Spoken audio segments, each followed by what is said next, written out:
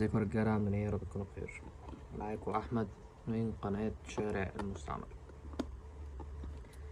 زي ما انتم شايفين كده، الشغل ده لسه واصل من فترة صغيرة، والناس اللي بتتابعني عارفة ان انا بجيب كميات على بعضها. يعني مثلا بجيب 300 400 حتة على بعضها.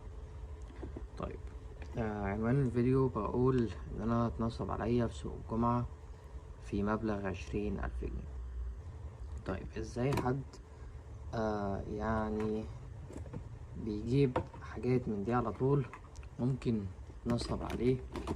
في طبعا دي مش الكمية بس، يعني انا في هنا برضو كميات في الكراتين دي، وفي برضو كراتين تانية. فحد هيقول ازاي حد هيتنصب عليه في سوق الجمعة وهو على طول في السوق؟ يعني هقولك ان انا اتنصب عليا في حاجة ممكن ما تجيش على بالكم وانتوا بتشتروا موبايلات. طبعا الحاجات اللي انا بجيبها دي بتكون جاية على بعضها، يعني مثلا بتكون 300 400 حتة على بعضهم، فبتكون جاية في شكاير، وطبعا جاية انت وحظك، يعني شغال على مش شغال، انت طبعا مش هتقف وتنقي. فالحاجات دي انت وحظك. يعني مثلا ممكن تشتري مثلا 300 400 حتة، تطلع منهم 100 200 250. طبعا بيكون فيه نسب للهوالك. الحاجات دي بتتباع خردة بالكيلو.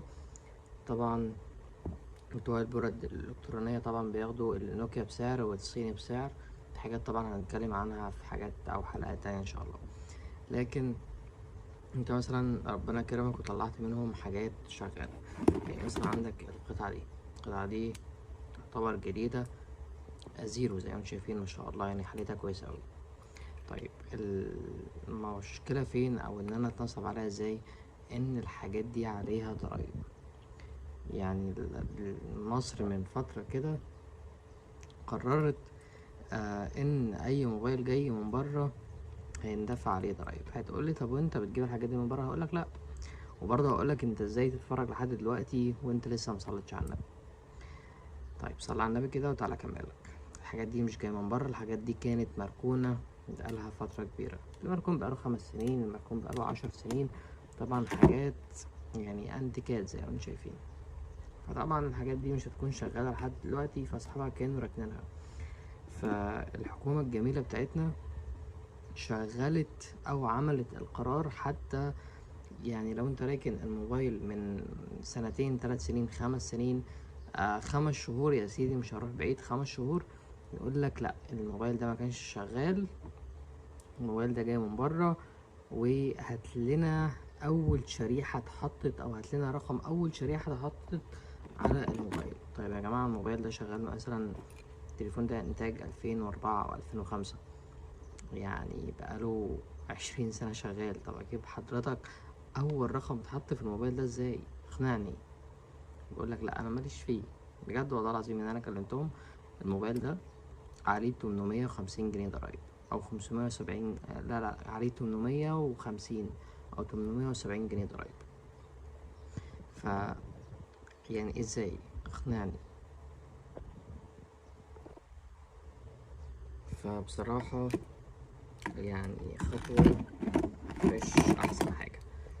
واحد اعرفه برضو كان معاه عدة باندا زي الحتة اللي قدامنا دي، كان الموبايل ما اتفتحش قبل كده، نزل عليها حوالي 500 وشوية او 600 وشوية ضرايب. طيب ليه؟ لان الموبايل كان مركون في الفترة الاخيرة، الموبايل ما كانش شغال في الفترة الاخيرة. طيب للناس اللي حابة تشتري، انت هتشتري تمام، انا مثلا بجيب 300 400 500 حتة على بعض. طبعا السعر بيكون مختلف، يعني السعر بالقطعة مش هيكون زي السعر يعني كله على بعضه او بالعدد قطع كبير. فطبعا السعر بيكون قليل، او السعر بيكون يعني حنين شوية. فانت ما بتكونش او مش هتفتح كل عدة تشوف عليها ضرايب ولا لا، انت بتاخد كله على بعضه وانت ونصيبك. لكن العدد القديمة يعني حتى مش القديمة قوي، يعني دي مثلا برضو عليها ضرايب، ودي مش قديمة قوي. تمام. في حاجات اصدارات تعتبر جديدة ودي عليها ضرايب، وعليها ضرايب بمبالغ. يعني مثلا الموبايل ده مش هيجيله ب200 جنيه لو شغال بالبطارية، ده نازل عليه 250 جنيه ضرايب. طب ازاي يا جماعة؟ ازاي الموبايل ما يكملش 200 جنيه شغال تمام معلهوش ضرايب، يجي عليه ضريبة ب250 جنيه؟ طبعا الموبايلات الانتيكات اللي زي اللي في ايدي دي الضرايب بتاعتها خزعبلية. يعني الموبايل ده بس جاي كده عليه ضرايب 600 جنيه. الموبايل ده جاي عليه برضه ضرايب حوالي 650 جنيه. طب يا جماعة أنا معيش موبايل أندرويد، يعني الموبايلات دي اللي بياخدها يعني واحد هاوي كده اللي هو كأنتيكة مش أكتر. يعني ده برضه جاي عليه حوالي 500 وشوية. ال N70 جاي عليه حوالي 750 جنيه. يا جماعة والله الحاجات اللي انتوا بتقوليها دي أنا ممكن أروح أشتري بيها يعني موبايل في كرتونته. هو أي نعم هيكون تقفيل صيني بس موبايل شغال. ايه اللي يخليني ادفع في حاجة شغالة بقالها 20 سنة مبالغ زي اللي انتوا بتقولوا عليها دي؟ انا بصراحة مش فاهم والله. وحتة برضو ان انت هتكلم خدمة العملاء بتاعت التطبيق بتاع تليفوني، هيقولك يا فندم هات لنا اول خط او رقم، اول رقم اتحط في التليفون بقاله 25 25 سنة. يعني اجيب اول رقم منين؟